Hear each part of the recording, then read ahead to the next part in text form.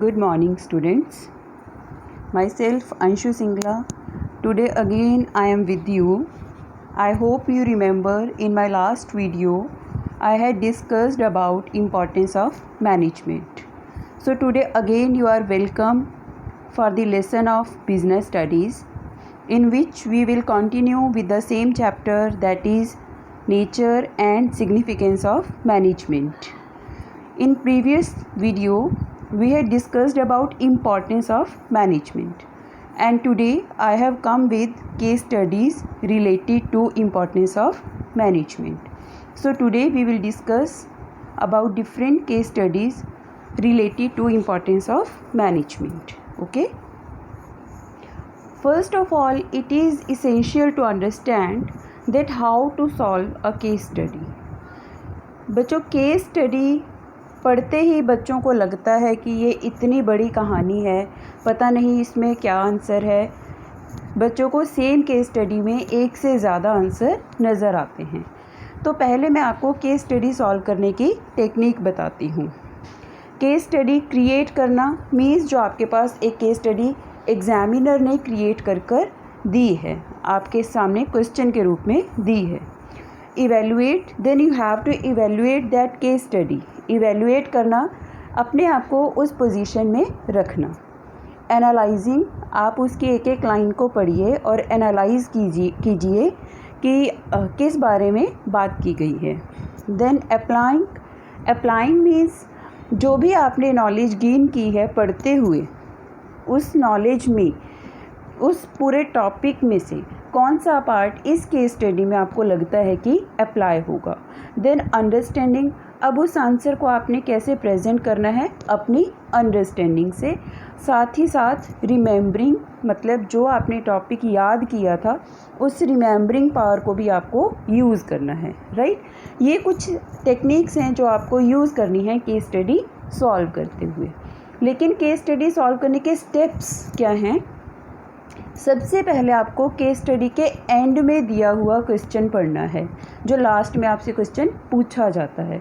उस क्वेश्चन को पढ़कर आप चैप्टर को आइडेंटिफाई कीजिए, फिर आप उस चैप्टर के टॉपिक को आइडेंटिफाई कीजिए कि ये किस टॉपिक से रिलेटेड क्वेश्चन है, और फिर आप उस टॉपिक के पॉइंट्स को या कंटेंट को अपने माइंड में लेकर आइए। उसके बाद आप पूरी केस स्टडी को स्टार्टिंग से पढ़िए, तो आप देखेंगे आपको ऑटोमेटिकली कुछ आंसर्स मिलने स्टार्ट हो जाएंगे, right. Now I will explain it with the help of a case study. So this is a case study. XYZ Limited is a management. Now see, I am doing mistake. मैंने अभी क्या बात की है, सबसे पहले हमें लास्ट क्वेश्चन पढ़ना है। तो लास्ट क्वेश्चन अगर आप देखेंगे यहाँ पर दिया गया है, last line, which importance of management is highlighted here, also identify the lines. जब आप पेपर में बहुत सारे क्वेश्चंस के बीच में इस क्वेश्चन को पढ़ेंगे तो आप यहाँ से एस्टिमेट लगाएंगे कि ये क्वेश्चन किस चैप्टर से है, और आप इजीली आइडेंटिफाई कर पाएंगे। इम्पॉर्टेंस ऑफ मैनेजमेंट हमने फर्स्ट चैप्टर में पढ़ा है, तो चैप्टर है nature and significance of management. फिर उसके किस टॉपिक से है, importance of management. Now he is asking which importance of management is highlighted here, means आपको इम्पॉर्टेंस के पॉइंट्स आइडेंटिफाई करने हैं। तो आप पहले एक बार रिवाइज कर लीजिए कि पॉइंट्स कौन से हैं। There are 5 points related to importance of management. First, management helps in achieving group goals. Second, management helps in achieving personal objectives. Third, management helps in development of society. Fourth, management increases efficiency. Fifth, management helps in creating a dynamic organization, right? Like this, when you will revise content in your mind, then you will be able to easily identify the selected points. Okay, now we will read case study. XYZ Limited is a management oriented company. Time and again, all the employees learn from their seniors various ways of dealing with diverse situations. They are provided training whenever required. They are also given incentives, both financial as well as non-financial. The result is employees see their development in the organization. Now I hope from these lines you can identify that the question is talking about employees, कि employees को training दी जाती है, employees को incentives मिलते हैं, employees को लगता है कि ऑर्गेनाइजेशन में उनकी डेवलपमेंट है। तो ये लाइंस जो रेड कलर में आपको दिखाई गई हैं, इन लाइंस में एक पॉइंट छुपा है। I hope you can identify employees से रिलेटेड है, तो ये कौन सी इंपॉर्टेंस है? Helps in achieving personal objectives. Okay, now we will read question further. The organization tries to behave as a responsible constituent of society and always create good quality products. It has a very good image in the market. Now here in these green lines you can see that the question is talking about society, that what does organization does about the और for the society. Organisation society का एक part है और वो society के लिए good quality products बनाती है। तो हमने पढ़ा था यही ऑर्गेनाइजेशन का, किसी भी ऑर्गेनाइजेशन का सोशल ऑब्जेक्टिव होता है। तो यहाँ मैनेजमेंट क्या कर रही है? उस सोशल ऑब्जेक्टिव को अचीव करने की कोशिश कर रही है, और we can say that management is helping in development of society. So this is your second point. Okay, now we will read further. It has a very good image in the market. The training modules are superb and the employees always try to find unique ways of providing solutions in the context of rapidly changing business environment. This has helped the organization to adjust frequently in a very good manner. Now you will see in these pink lines, the question is talking about environment, business environment, that whenever there is a change in the environment, the training of employees is in such a way that it helps the employees to adjust according to the environment. So when we are talking about environment, here is the point, management helps in creating a dynamic organization. I hope बच्चों कि ये points आपको इस तरह से sequence में पढ़कर ज़रूर समझ आया होगा कैसे हम इम्पॉर्टेंस के पॉइंट्स को यहाँ आइडेंटिफाई कर पाए हैं। So lastly answer is here. First, helps in achievement of personal goals. In red we have given the lines from the question. Then helps in development of society. In these green lines we have given these lines from the question. Then third, helps in creating a dynamic organization. Again these pink lines are from the question. As question was asked to identify importance of management and give lines from the question. So this is the way of writing your answer. You will give heading and then you will give lines from the question. Suppose this is for 3 marks question, then you will get half mark for heading and half mark for quoting lines. If it is of 6 marks question, then you will get 1 mark for heading and 1 mark for quoting line. I hope I am clear to all of you. Now we will move to one more case study so that your understanding could be developed better. This again we have to remember that first we have to read the question asked in the end of the case study. So here question is, what will be outcomes of these suggestions in the form of importance of management.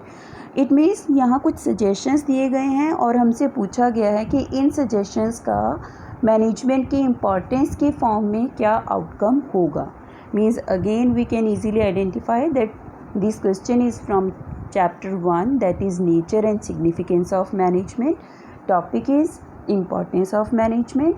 Again we will rewind 5 points of importance in our mind, right? And 5 points easily helps in achieving group goals, helps in achieving personal objectives, helps in development of society, helps in increasing efficiency, and lastly helps in creating a dynamic organization. Okay, now we will read case study.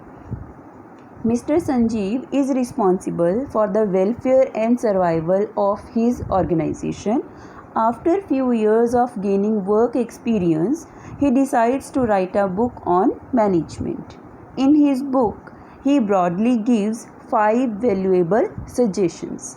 First one is, management of a company is good if it is able to calm down the resistance of the employees. whenever the employees find something new, they tend to resist.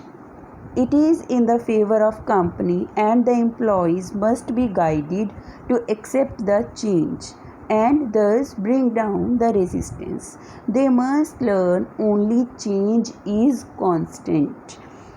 See here, question is talking about change. Change in what? Change in environment. And employees resist whenever there is any change in organization due to change in environment.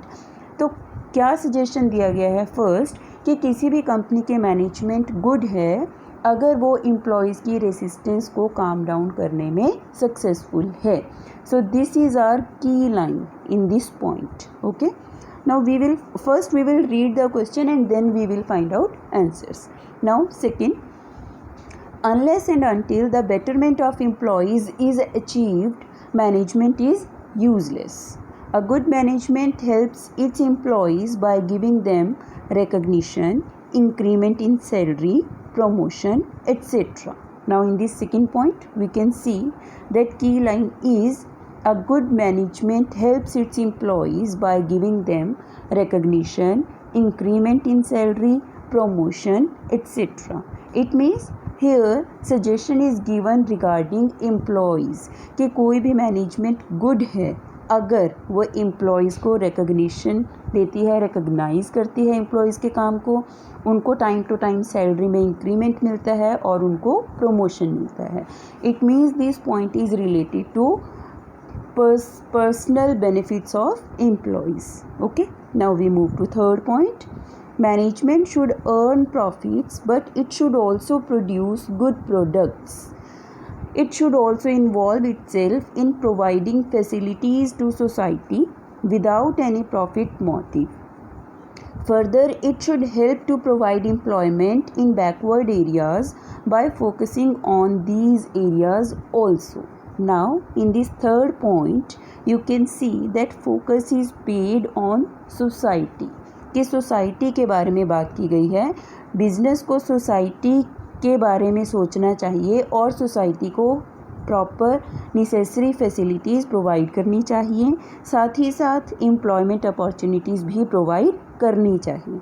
तो यहाँ management का society में role के क्या role है इस बारे में बात की गई है. Right. Now fourth point, management should apply all the functions of management like planning, organizing, staffing, directing and controlling. Management को ये सभी एक्टिविटीज़ परफॉर्म करनी चाहिए, ये सभी फंक्शंस ऑर्गेनाइजेशन में परफॉर्म करने चाहिए. The essence of management which is coordination should be present in every function of management. और ये सभी फंक्शंस में क्या चीज़ ज़रूरी होती है? कोऑर्डिनेशन. तो कोऑर्डिनेशन भी ज़रूर एस्टेब्लिश होना चाहिए. So in this fourth point you can see that we have talked about different functions of management जो हम किस लिए परफॉर्म करते हैं? हमारे ऑर्गेनाइजेशनल ऑब्जेक्टिव को अचीव करने के लिए. Right. Now fifth point, management should provide common direction to its employees. They will always diverge interests and their efforts will go off the track. But it is important to guide them in the required direction. अब यहाँ क्या बात की गई है कि management को employees को एक कॉमन डायरेक्शन, कॉमन गोल देना चाहिए. एम्प्लॉयज़ नेचुरली ह्यूमन बीइंग ऐसा होता है जो इधर उधर माइंड भटकता है, तो एम्प्लॉयज़ का भी ध्यान इधर उधर जाएगा, तो और जिस वजह से क्या होगा, उनकी एफर्ट्स वेस्ट हो जाएंगी. तो मैनेजमेंट का इम्पॉर्टेंट काम क्या है? एम्प्लॉयज़ को गाइड करना, नेसेसरी डायरेक्शंस देना. सो बच्चों, अब हम देखेंगे ये 5 पॉइंट्स. पहले पॉइंट में हमने बात की कि एम्प्लॉयज़ की रेसिस्टेंस को कम करना, तो ये किससे रिलेटेड हो सकता है? What will you say? I hope you can identify. Change के बारे में बात हो रही है, तो management helps in creating a dynamic organisation. This is first point in which red lines are given. Management of company is good if it is able to calm down the resistance of employees. Second point में हमने देखा कि employees की salary promotion की बात की गई है, तो सेकेंड पॉइंट आपका कौन सी इंपॉर्टेंस दिखाता है? Management helps in achieving personal objectives. Right. Third point में हमने देखा कि सोसाइटी में एम्प्लॉयमेंट जनरेशन की, सोसाइटी के लिए क्वालिटी प्रोडक्ट्स प्रोड्यूस करने की बात की गई है, मींस सोसाइटी के बारे में डिस्कस किया गया है। तो थर्ड पॉइंट आपका कौन सी इंपॉर्टेंस प्रेजेंट करता है? Management helps in development of society. Okay. Fourth point में बात की गई है कि planning, organising, staffing, directing, controlling properly होना चाहिए और इन सभी में कोऑर्डिनेशन भी होना चाहिए। तो अगर ये सब होगा तो ही ऑर्गेनाइजेशन में एफिशिएंसी आएगी। तो ये पॉइंट हमारा क्या बनता है? Management helps in improving efficiency. Okay. Last point में हमने बात की है कि सभी को एक कॉमन डायरेक्शन मिलनी चाहिए। एम्प्लॉयज़ का ध्यान इधर उधर भटके तो हमें उन्हें प्रॉपरली गाइड करना चाहिए, और हमें उन्हें किस तरफ गाइड करना है? जो हमारा मेन ऑर्गेनाइजेशनल गोल है। तो इससे रिलेटेड हमारा इंपॉर्टेंस का क्या पॉइंट बनता है? Management helps in achieving group goals. बच्चों, आई होप कि आप सबको ये 5 पॉइंट्स अच्छे से समझ आए होंगे कि हमने कैसे इस केस स्टडी में इन 5 पॉइंट्स को इम्पोर्टेंस से लिंक करना है। Okay, again I am telling you marking scheme. First point जो आपने हेडिंग दी और फिर रेड कलर में उसकी लाइंस कोड की। अगेन सेकंड पॉइंट में ग्रीन कलर से लाइंस हैं और ब्लैक कलर में हमने उसकी हेडिंग दे दी। थर्ड में अगेन हमने ऐसे किया, फोर्थ फिफ्थ पांचों पॉइंट्स। तो आपको if it is a question of 5 marks, than half mark is for heading of each point and half mark is for quoting lines in each point. In this way, if you will attempt this question, you will get full 5 marks. Okay. And students, I hope that after discussing these case studies, you must be able to solve case studies easily. So now I am giving this one case study for your self assessment. You can read this case study, you can try to solve it at your own. Okay, so thank you and have a nice day.